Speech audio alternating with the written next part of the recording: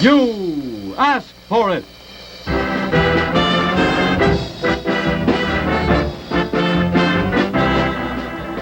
Yes, You Asked For It, television's greatest all-time request show. Brought to you by Skippy, America's largest selling peanut butter. If you like peanuts, you'll like Skippy. You Asked For It. With your genie with the light white hair, Art Baker.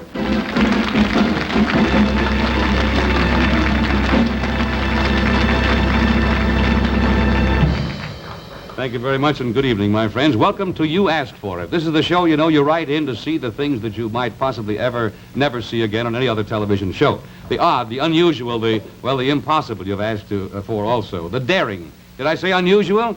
Well, I'd like to get at this first one here. It is indeed unusual, believe me. And in granting this request, you will see a very unusual encounter between a man and one of the most feared creatures of the sea. This was sent in by Walter Fett of St. Louis. And Mr. Fett says, Dear Art Baker, I have heard a lot about the octopus, but I have never seen one. Is it as dangerous as they say it is? I am asking to see an octopus on your show. All right, Mr. Fett, you asked for it. Now, when we opened this and read your request, immediately 3 men took off for Hermosa Beach in California to the famous ocean aquarium down there. There were 2 cameramen and 1 expert diver. Now, the cameramen were Scotty Wellborn and Alan Stensville. And the Ross McBride was the diver. Now, they went down there for one purpose. They had 2 cameras. One was a newsreel type, and the other was a very intricate one that you take pictures underwater. And their purpose was to answer the question for you in your own mind. Are they as dangerous as they're cracked up to be? And so they made an exclusive film for us that'll give an unusual encounter between a man and a huge octopus. Now you have there's your underwater camera that I was talking about. The octopus, that starfish in the back, is about 12 inches in diameter across. That'll give you an idea in comparison of how big the octopus is. Those tentacles are about 6 feet long. If spread out, therefore, they would be 12 feet. 8, of course, for the octopus. And you'd have about 1,200 suction cups on those tentacles. All right, there's your diver now. There's the picture being taken in the underwater camera. There's a close-up. Ugly-looking beast, isn't it? There you have one danger that is coming up here, because the octopus has what they call a beak. It's a sharp shell-like affair that can rip and tear. It got very close to his face. Yes, there's the lancing. It's kind of by jet propulsion they motivate themselves. All right, there's a close-up. Intricate little camera, isn't it? I guess that is the one point there where it seems that it was well enough to kind of stop. There again you get the size of the octopus.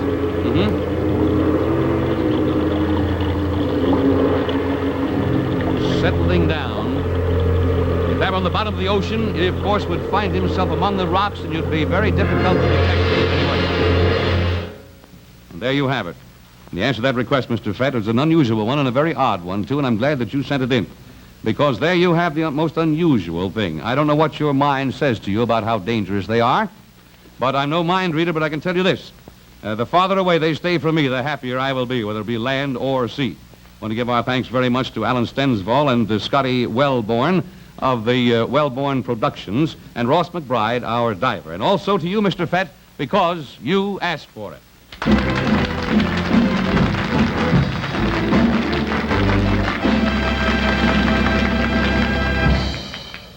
For quite some time now, I've been kind of telling you about the exclusive and patented process by which Skippy is made. I'm amazed to find in the huge mail that comes in so many requests to see how Skippy is actually made. And so I thought my little assistant here, Mary Ellen, and I would endeavor to show you as best we can, we're not scientists yet, we haven't got our diploma, just what goes into the making of Skippy. Now, of course, the first thing, the label on your Skippy jar says Skippy is made of U.S. Grade 1 peanuts. Now, that's what you are looking at right now here, the very finest plump, fresh roasted peanuts. Now, the first step in the making of Skippy, of course, is the removing of the skin or the husk it is taken off. Of course, I'm a little awkward doing it with my hands here. Up in the factory, it is done by an intricate machine. Of course, the hull is taken off because it absolutely adds nothing to the flavor. It's just kind of blah. Now, the next thing, Skippy removes the nibs. They're those odd little bits of the peanut when they're split apart there that leaves a very bitter aftertaste in your mouth. Now, the removal of the peanut nib may not seem very important to you, but it is typical, my friends, of the extreme care that's used in the making of Skippy. Well, let's see what happens next. Well, in any bunch of peanuts, I don't care how much you pay for them and how fine they may be, there are bound to be a few that are kind of shriveled or hard or imperfect one way or another. And they are very carefully removed. Mary Ellen, you take them out there. Let's get them all. That one. One over there. Any more? No, I think that does it there. Of course, you should see the women up in the factory. They are adept at that if you ever saw it. Let me see, on our first lesson, Mary Ellen, we've now got to one point that's important, have we? We have perfect peanuts, and that's the only thing that is used in Skippy. So I believe we'll end this first lesson. Later on, I'll try to take you on from here and just end it with a famous statement of my assistant that says, if you like peanuts, you'll like Skippy.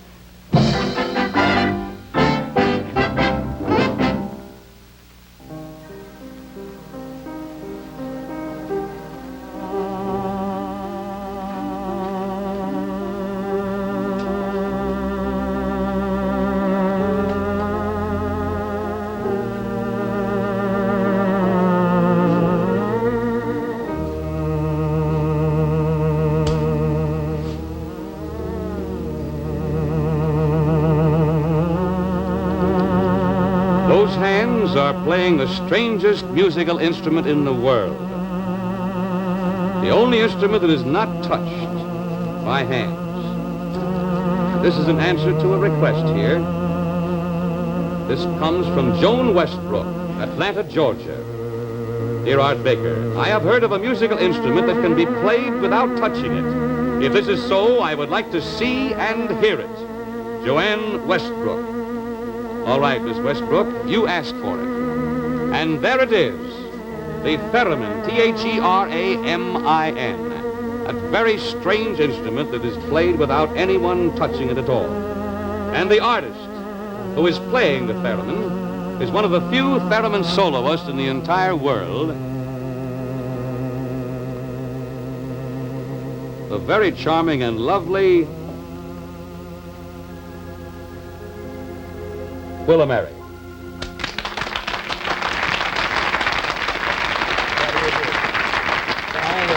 Can I come closer without hurting anything here at all? I'd like you to tell us exactly what happens in an odd instrument like this that you don't touch, please. Well, Art, we have here these two antennas, and this is an instrument of magnetic fields. Uh-huh. This perpendicular antenna is the pitch control. Now watch me. As I get close to the antenna, the tones are higher. Uh-huh. See, in that manner. Yeah. And as I come away, they're lower. Yeah, that is And something. with this antenna, as I raise my hand, the tones are louder. Uh-huh. And lower, it's softer.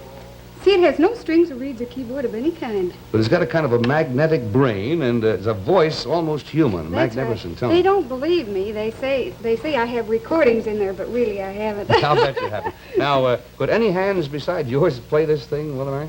Well, that all depends. Let's you and I try it. With these Yeah. things? Oh, fine, sure. Come on, put Wait your a hand minute. Better get the request down there. up. That's it. Uh-huh. Want to play I Love You Truly? I love you truly. That sounds good.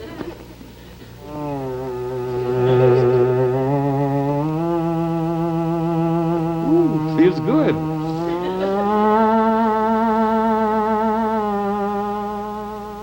Oh, that's pretty. Hey, finish that thing for me. Oh.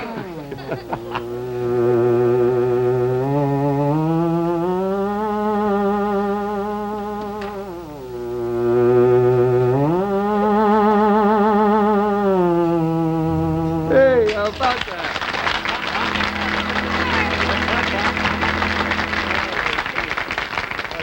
I'm a little out of practice. I probably should practice 10 or 20 more years, I guess. I don't know here. But it gives me a great respect for that delicacy of your touch and the approach of this thing. Would you play us a solo, please? Oh, fine. I'd love to. I'd like to play for our letter writer, too. From Atlanta, Georgia, Joan Westbrook. And we'd like to do for her, Dine Alone.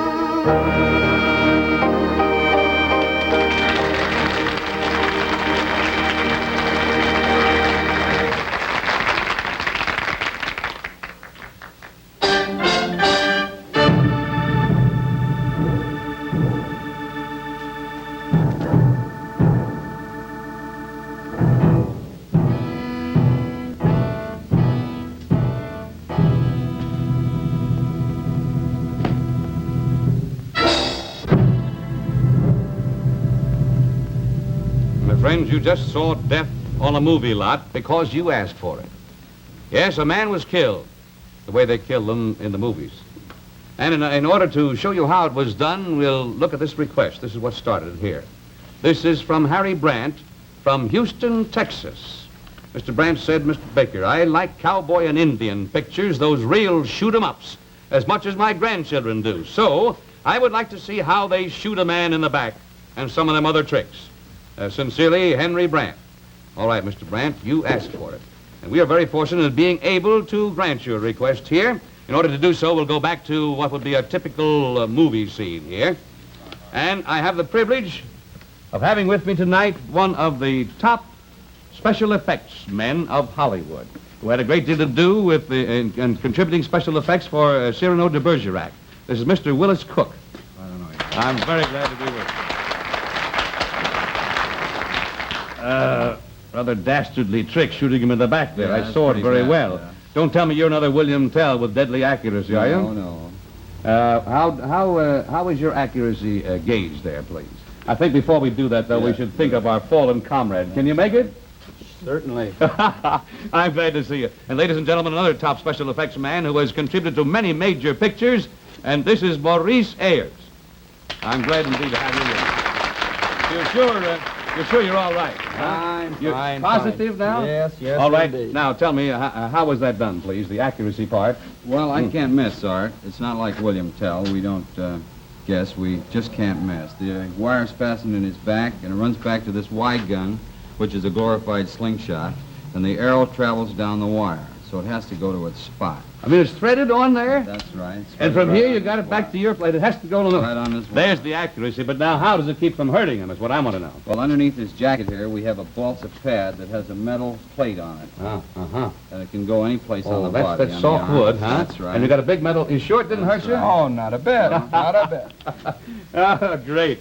Well, I know there's a lot of ramifications to this. We'd like to have an hour to... By the way, what's that gun there with the wings on it, huh? Well, Art, this is a cobweb gun that has liquid rubber in it.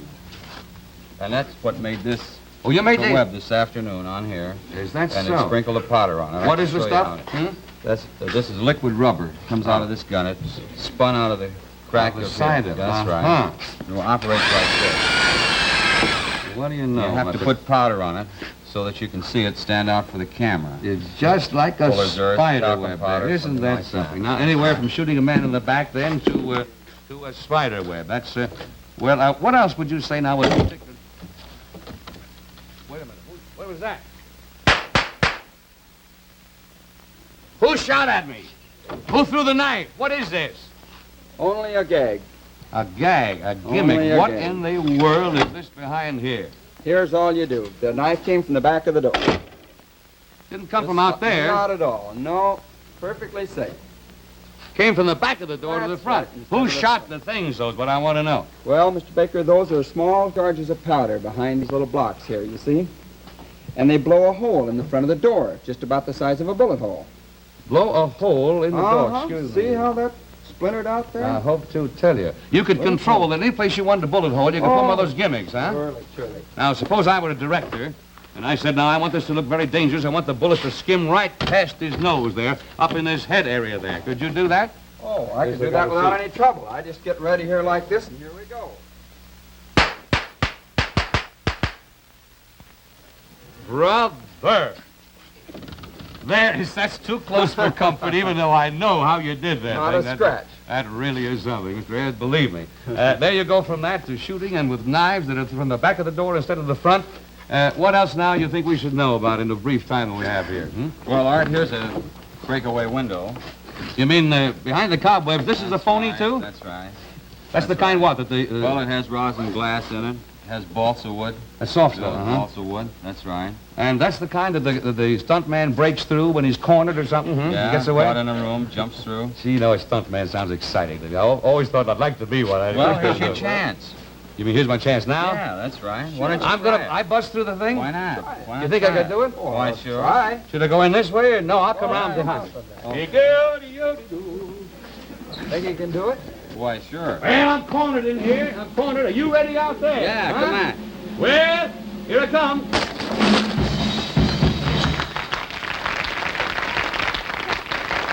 Nothing to it.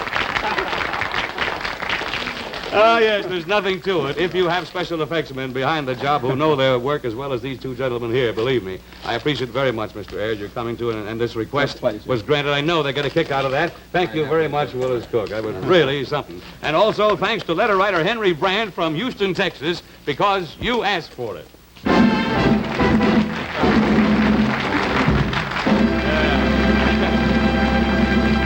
That reminds me that nothing happens on this show, unless you ask for it. Yes, ask for the unusual, ask for the odd, ask for things that would interest you and interest somebody else. This is the kind of show that you'll probably see something you couldn't see on any other television show. May I ask you to jot this down? Use your thinking cap. Here's our address. You asked for it. Box 323, Hollywood 28. And thank you.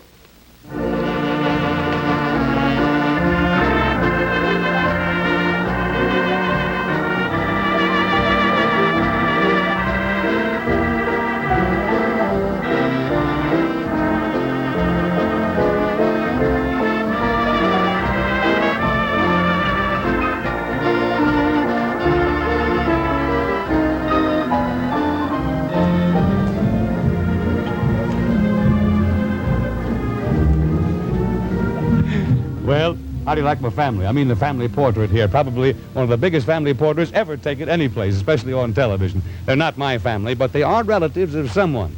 We were quite surprised to find letter after letter after letter saying, all right, you asked for it. Here's what I want to see. I want to see my aunt, my uncle, my grandma, my grandpa, or somebody that moved out to California long ago. That's what I would like to ask for, to see them there. And so we just kind of picked out at random a number of these, called them up and said, the folks want to see you back east or north or south. And so they're gathered here. And don't they make a beautiful-looking photograph? I love that. Uh-huh. There is really a tintype, folks. I love it. Now, look very pretty now. Straighten up, smile very prettily. You can fix your tie, gentlemen. That's it. All right, watch the birdie. There is the photograph. Now, I think you ought to unrelax a little bit. You ought to relax here and tell the folks back there by the way you look at them and the bright look in your eye that California has treated you very nicely, and say hello to them and give them a real greeting. And don't forget, they asked for it.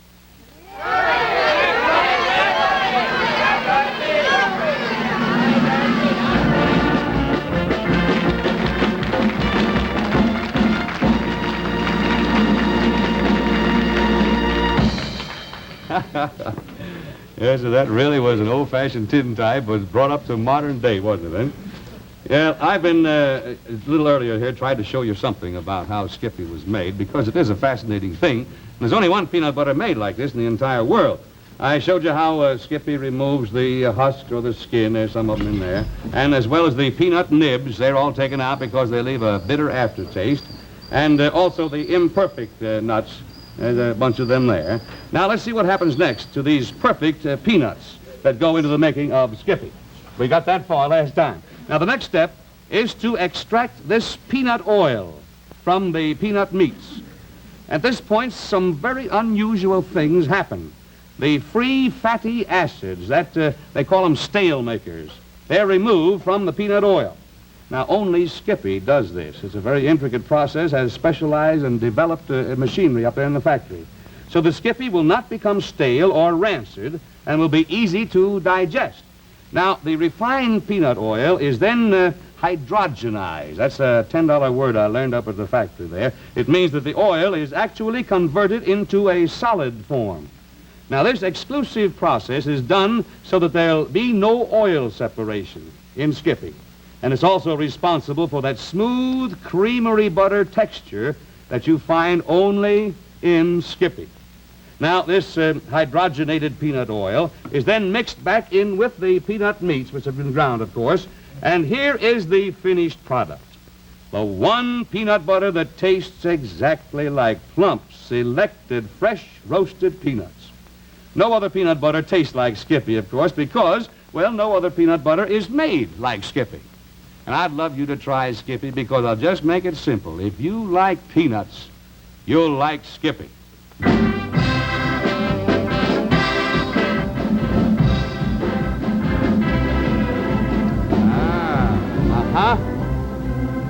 Yes, I have the setting for this one. It would be the Winter Garden Theater, about 1929, yes, with a Schubert production, Cinderella on Broadway.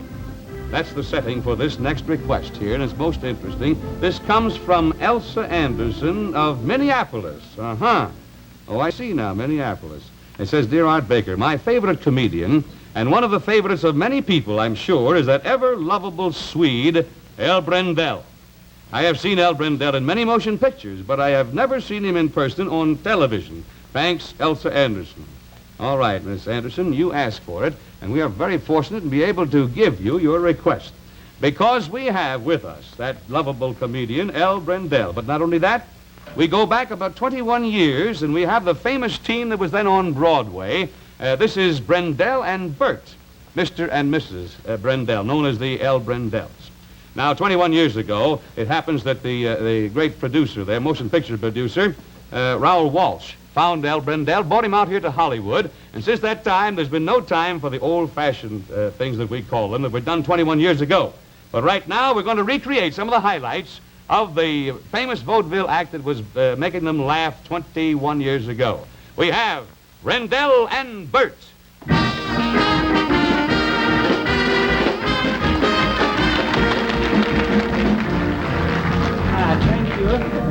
Thank you, Elsa, and good evening, ladies and gentlemen. Well, 21 years, yes, that is a long time ago. Oh, yeah, that's a heap of years. Oh, my goodness, we're going to have to reach way back, you know. Yeah. Say, Flo, do you think you could remember some of those things we done so many years ago? Sure, I rehearsed all afternoon. Well, that's television. Oh, it's television, Yes, you bet. and you're dressed for it. Ah, you bet I am. Oh, I love that suit. Oh, you do? This was made to order. Made to order? Yes, I don't know who for, but I got it. I picked him up somewhere.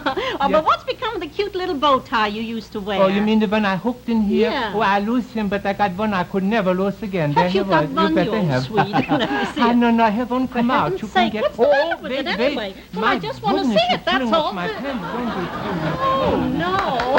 I didn't want to see.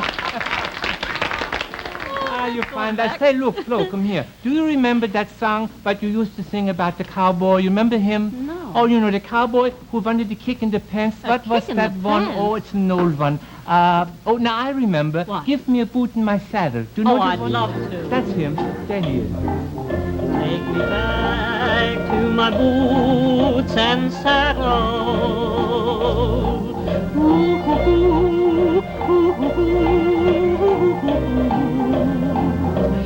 Let me see that general store. Let me ride the range once more. Give me my boots and my saddle.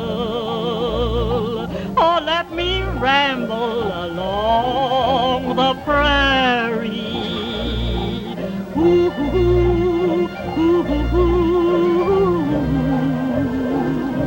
Roping steers in old barracks with my body slim and tags. Give me my boots and my saddle. I got a hankering to be with a banjo on my knee, strumming a pretty western tune. There's a boy in Cherokee waiting there for me, waiting beneath a Texas moon. Oh, take me back to my boots and my saddle. Old lady, old lady, let me see each place and mourn on the ranch where I was born. Give me my boots and saddle. Old lady, brilliant old lady, brilliant old lady.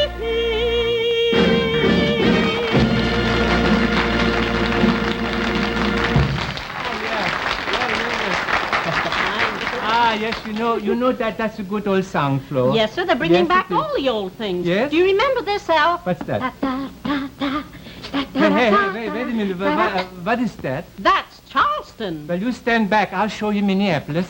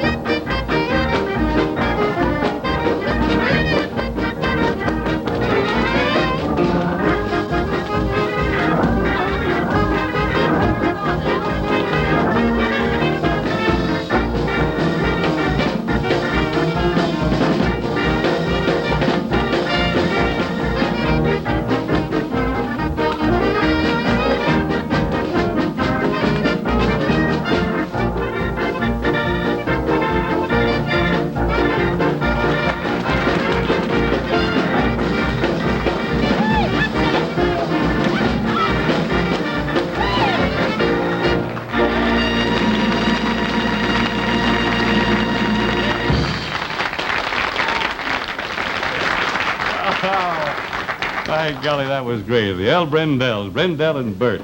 They were recreating for us something that has been 21 years since they have done that. I want to tell you that tickled the ribs back on Broadway 21 years ago, and it's awful funny tonight, I think. Mighty glad that request was in. Thank you very much, Elsa Anderson of Minneapolis, because you asked for it. I'd like to have you with us next week for Skippy, the world's largest selling peanut butter. I've got some things in answering requests that I know you'll go for. One is a Hindu fire dancer, and the other is our gang in person.